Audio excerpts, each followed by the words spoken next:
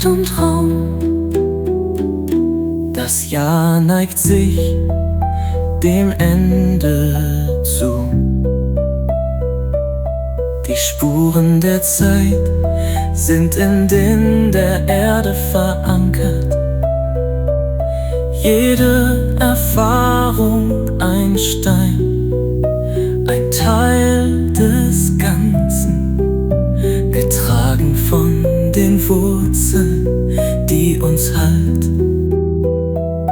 In der ersten Rauhnacht der Ahnennacht erwachen Erinnerungen tief und klar. Die Stimmen der Vergangenheit flüstern sanft, tragen uns durch Zeit und Raum. Im Duft des Weihrauchs entsteht Raum. Schatten verlieren ihre Macht. Das Licht schimmert leise durch die Dunkelheit. Wir atmen frei und spüren das Leben. In der ersten Rauhnacht der Ahnennacht erwachen Erinnerungen tief und klar.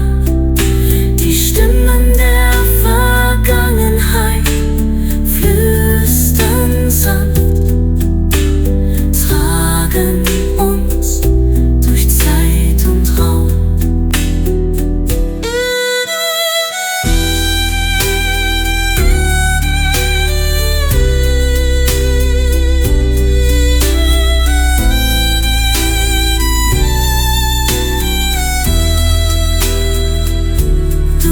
Die Türen der Zeit öffnen sich.